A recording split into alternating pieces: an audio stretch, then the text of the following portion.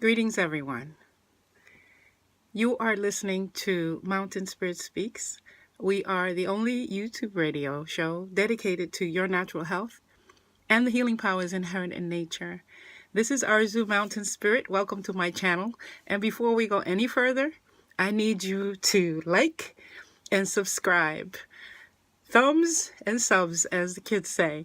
So, once again, welcome. I'm always excited to be here, and forgive me if I can't contain myself, but I know you're out there. I've been getting some really good responses. Thank you for your support.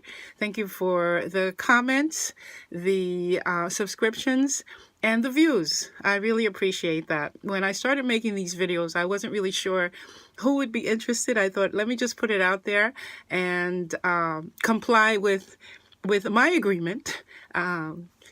With Mother Earth, and I really enjoy more than anything sharing these tidbits with you.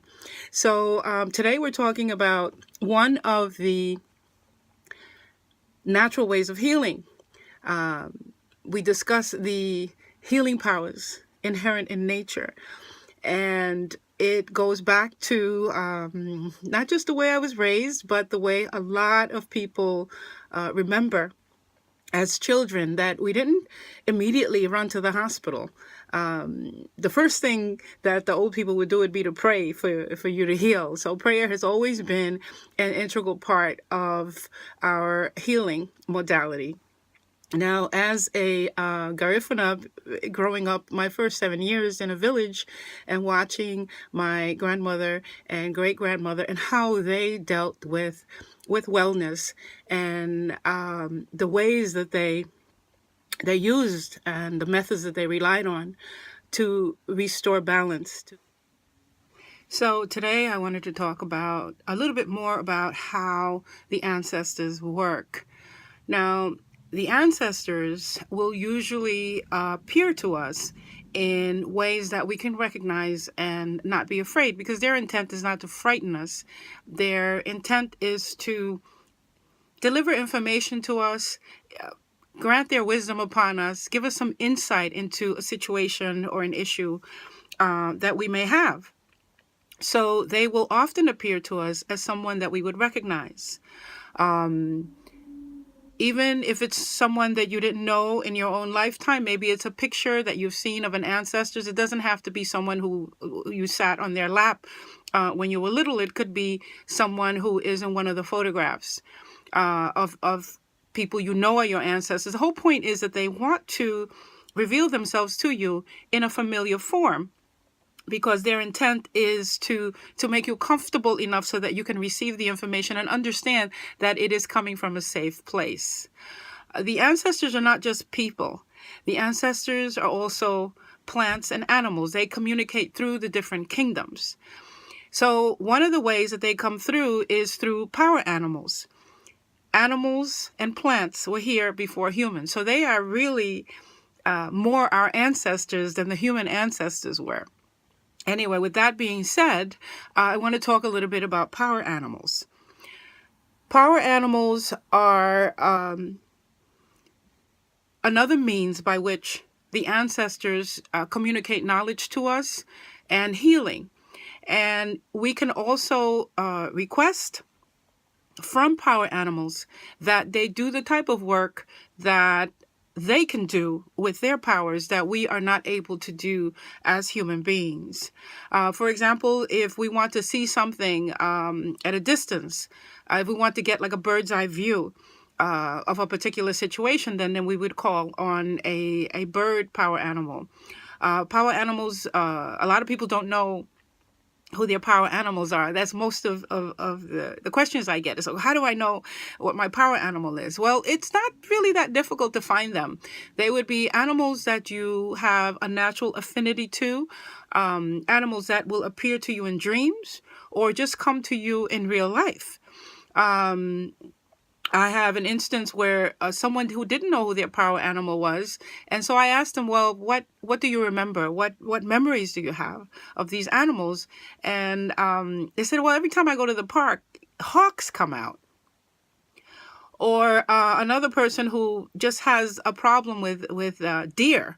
constantly coming in their yard. They don't do anything. They just come and they stare at them. Well, these are other ways that you can find out who your power animals are and what they are. A butterfly can be a power animal. An ant can be a power animal. And it isn't just individuals that have power animals. Tribes, indigenous tribes also have power animals. In the case of Garifuna people, one of our power animals is the termite. And the termite is one of the most industrious insects that exist. It is an industrious, hardworking, community-based animal. And it's one of the most beautiful animals that a tribe can have. In fact, all of the First Nations have power animals that work really well in community. So I'm very proud to have the termite, which also includes the ants. If you remember, my great-grandmother worked with ants. That was her power animal. And what they have in common is that they put the community first.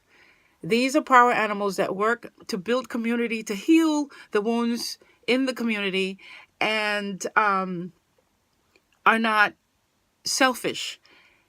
They make things happen. They provide for each other. They look out for each other. When one of them is falling, a whole bunch of them would come and pick them up.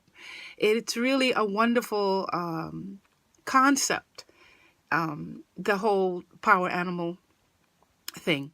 In our ceremonies, we burn pieces of termite nest and ant nest. And the wisdom of the animal is in the smoke that the nest makes. And we honor them and we receive their medicine so that when we go into ceremony, we are guaranteed to go and work in the mindset of the same type of communities that ants and termites build. That is our incense. And because these nests are made from aromatic woods, it gives off a really gorgeous essence. If you have ever been or attended a Garifuna ceremony, you would remember the smoke. And it comes from these nests.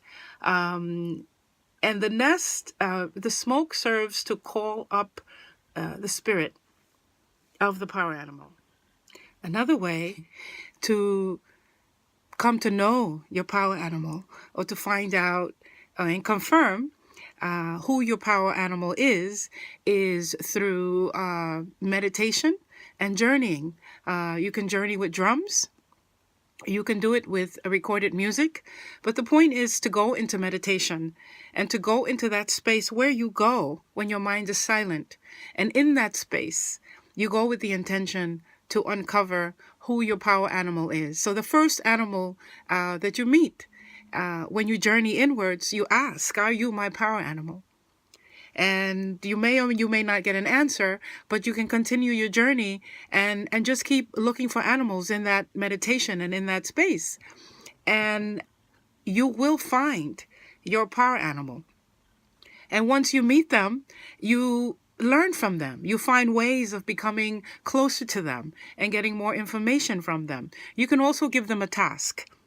And this is something that a lot of people have power animals, but they don't use the power animal this way, or they just don't know. But you can give your power animal a task. Let's say you're dealing with something that you find difficult to handle, or an issue that you're grappling with, and you know your power animal has this skill. You can give that assignment to your power animal, and it will be resolved.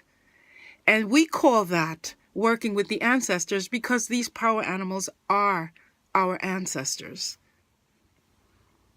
Another thing I want to mention about working with power animals, working with our ancestor power animals, is how to keep them in our space and in our consciousness so that we learn to work with them on a daily basis and a moment-to-moment basis, and we don't have to think twice to call on them. They become an automatic part of our way of living.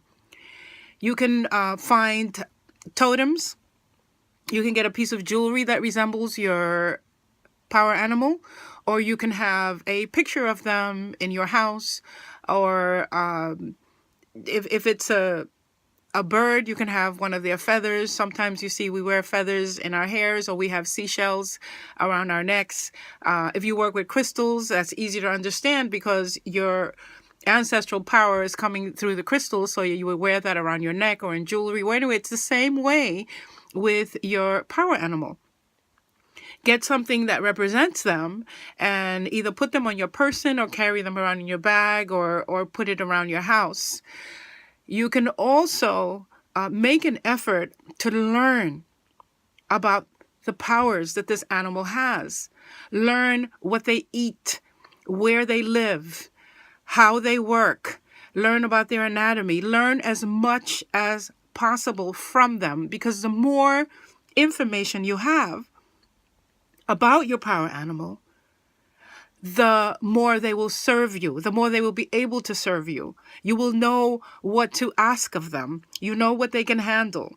For example, with the ant being a power animal, when there is a problem amongst my people, and there's disunity, and there's backstabbing, and just betrayal, all the type of acts that come from being purely selfish, then we call upon the power animal.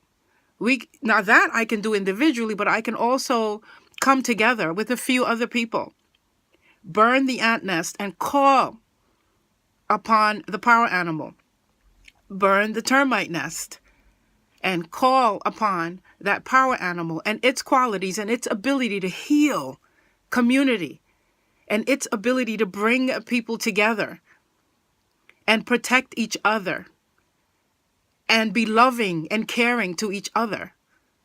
Then we would call on that power animal to heal that wound in our community. And this is what I wanted to share with you today. So I hope you've enjoyed my little tidbit on working with the ancestors through power animals. This is Arzu Mountain Spirit. You've been listening to Mountain Spirit Speaks. Remember, I need your thumbs up and I need you to subs up, because we are the only radio show dedicated to your natural health and the healing powers inherent in nature. So let me know what you think, and I'll see you next week.